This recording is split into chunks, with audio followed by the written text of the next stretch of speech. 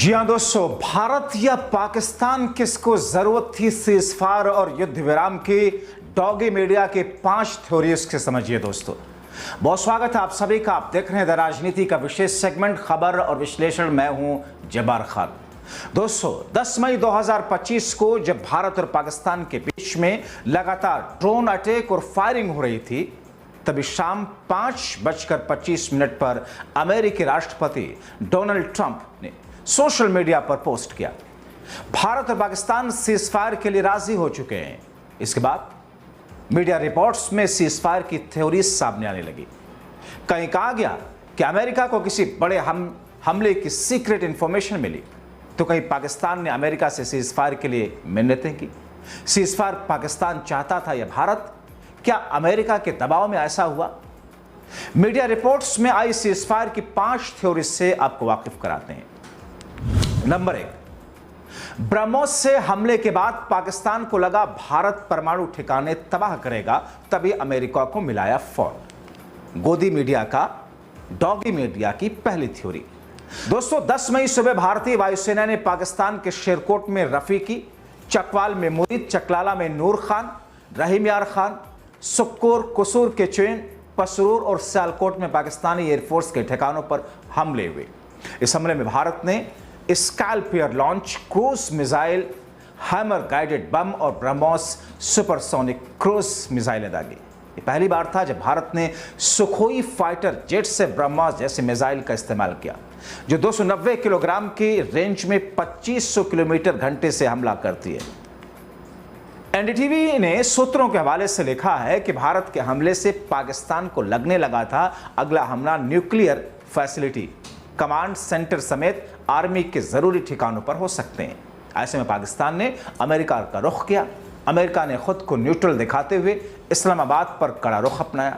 America ने कहा औपचारिक मिलिट्री हॉटलाइन का इस्तेमाल करते हुए बिना किसी देरी के हमलों को रोका जाए। इसके बाद पाकिस्तान ने डीजीएमओ काशिफ अब्दुल्ला ने दोपहर 3:35 पर भारत के DGMO lieutenant general Rajiv Ghai से हॉटलाइन पर बात की। दोनों देश शाम 5 बजे तक सीजफायर के लिए सहमत हुए। दरअसल जिन देशों के बीच में अक्सर तनाव जैसी स्थिति होती है, उनके बीच एक हॉटलाइन सेटअप होता है जिसमें सीधे बातचीत की जाती है। भारत और पाकिस्तान के बीच भी ऐसा ही हॉटलाइन है जिस पर दोनों देशों के डीजीएमओ बात करते हैं। 11 मई की शाम तीनों सेनाओं के ऑपरेशन हेड ने प्रेस कॉन्फ्रेंस की। इस दौरान DGMO lieutenant general Rajiv Ghai ने बताया कि उनकी और पाक डीजीएमओ से बात हुई। यह थी डॉगी मीडिया की पहली थ्योरी। दूसरी थ्योरी डॉगी मीडिया की देखिए। उपराष्ट्रपति जेडी वेंस ने पीएम मोदी को फोन किया, कहा संघर्ष बहुत बढ़ सकता है, सीधे पाकिस्तान से बात करें।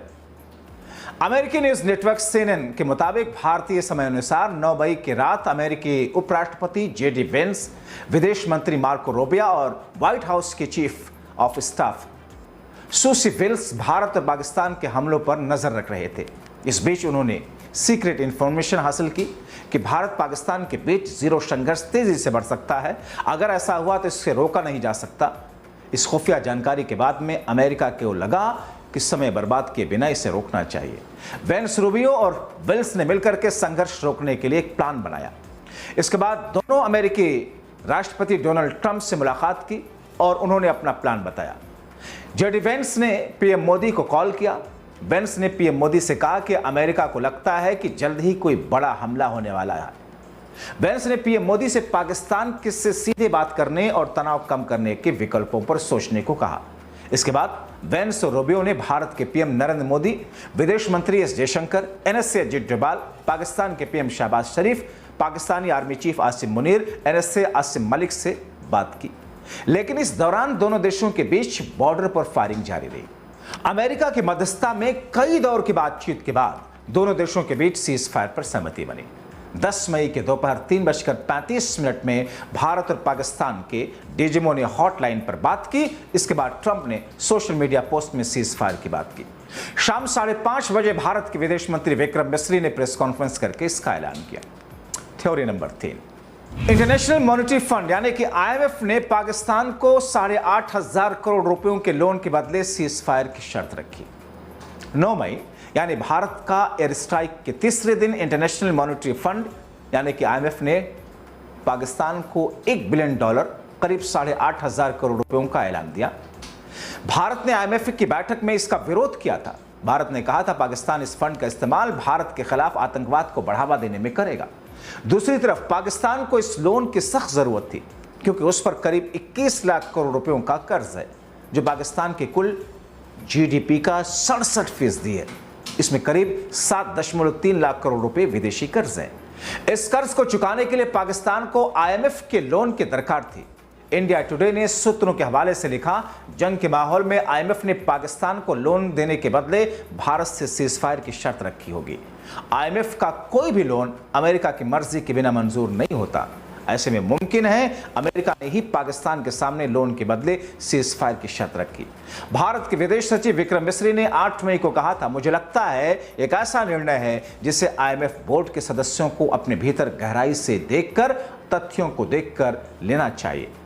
चौथी थ्योरी, चीन ने अपने हथियार के फेल होने पर सीजफायर का दबाव बनाया। यह डॉगी और पालतू मीडिया की एक और थ्योरी है दोस्तों 7 मई से 10 मई तक पाकिस्तान ने भारत के खिलाफ कई चीनी हथियारों से हमले किए। इसमें JF-17 aircraft, PL-15 missile, HQ-9 defence system, कई ड्रोन शामिल थे।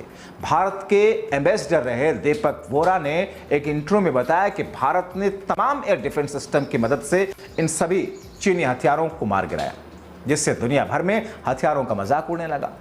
भारतीय सेना ने लगातार पाकिस्तान की ओर से चीनी हथियार के हमलों को नाकाम किया, जिससे चीन को अपने हथियार की छवि खराब होने का डर सताने लगा। दीपक वोरा ने कहा कि चीन को लगा कि भारत के आगे इन हथियारों के फेल होने से चीन के डिफेंस बिजनेस पर बुरा असर पड़ सकता है। दुनिया भर में इन हथियारों को कोई नहीं खरीदेगा। इस वजह से चीन ने पाकिस्तान को सीजफायर का सुझाव दिया। Stockholm International Peace Research Institute यानी कि SIPRI के रिपोर्ट के मुताबिक 2015 से 19 तक चीन दुनिया का दूसरा सबसे बड़ा हथियार बनाने वाला देश रह चुका है। चीन ने रूस, बांग्लादेश और म्यांमार जैसे अन्य देशों से भी इन हथियारों को बेचने में डील की है। डॉगी मीडिया की 5वीं थ्योरी, भारत ने ऑपरेशन बुनियानुल मरसूस को रोकने की प्लानिंग की, अमेरिका से सीजफायर करवाया। CNN ने व्हाइट हाउस के सूत्र के हवाले से रिपोर्ट में लिखा कि सीजफायर से 48 घंटे पहले यानी 8 मई तक पाकिस्तान शांत बैठा रहा। इसके बाद उसने हमला करना शुरू कर दिया। इस दौरान व्हाइट हाउस में मार्को रूबियो अपनी टीम के साथ बैठे हालात का जायजा ले रहे थे। हालांकि इस दौरान भी भारत में पाकिस्तान पर ड्रोन हमले करता रहा। CNN ने पाकिस्तान के हवाले से कहा कि 10 मई को भारत ने इस्लामाबाद के पास 3 जगहों पर हवाई हमला किया। इसके जवाब में आग बबूला पाकिस्तान ने भारत पर एक के बाद एक कई मिसाइल और रॉकेट्स दागे।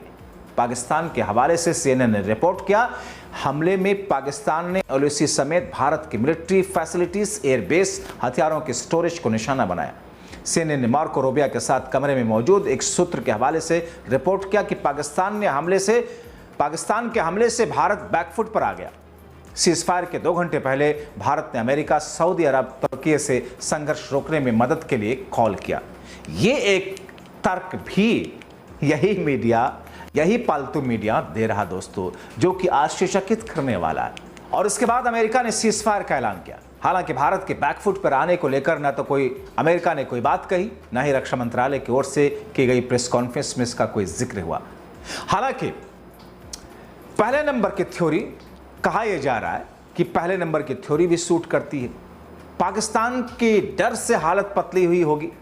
ये डॉगी मीडिया, गोदी मीडिया, चूंकि अब युद्ध विराम हो चुका है, अब इस पर राजनीति होगी। बिहार का चुनाव है। मीडिया को आप देख रहे होंगे, प्रधानमंत्री मोदी ने पहलगाम जाने के बजाय बिहार जाकर के जब ऐलान किया तो उन्होंने कहा मास्टर स्ट्रोक मोदी जी का। प्रधानमंत्री मोदी ने जब बीच में पहलगाम के आतंकी हमलों में मारे गए लोगों से मुलाकात नहीं की, सर्वदलीय बैठक में खुद नहीं आए, यहां तक कि पाकिस्तान अटैक पर अटैक करता रहा, भारत की सेना उसका मुंहतोड़ जवाब देती रही। उस बीच में पीएम मोदी की तरफ से जो बैठकें की जाती रही, डॉगी और पालतू और गिद्ध मीडिया कहता रहा मास्टर स्ट्रोक मोदी जी का। और जब अमेरिका ने दबाव डाला, मोदी सरकार ने उस दबाव के आगे नतमस्तक होकर के सीजफायर का ऐलान कर दिया, तब भी डॉगी मीडिया ने कहा मास्टर स्ट्रोक मोदी जी का। अब सोचिए दोस्तों, इस मीडिया ने जो थ्योरी बताई, उन थ्योरी को देख करके आप अंदाजा लगाइए कि आखिर चल क्या रहा है, हुआ क्या है। अभी के लिए इतना ही।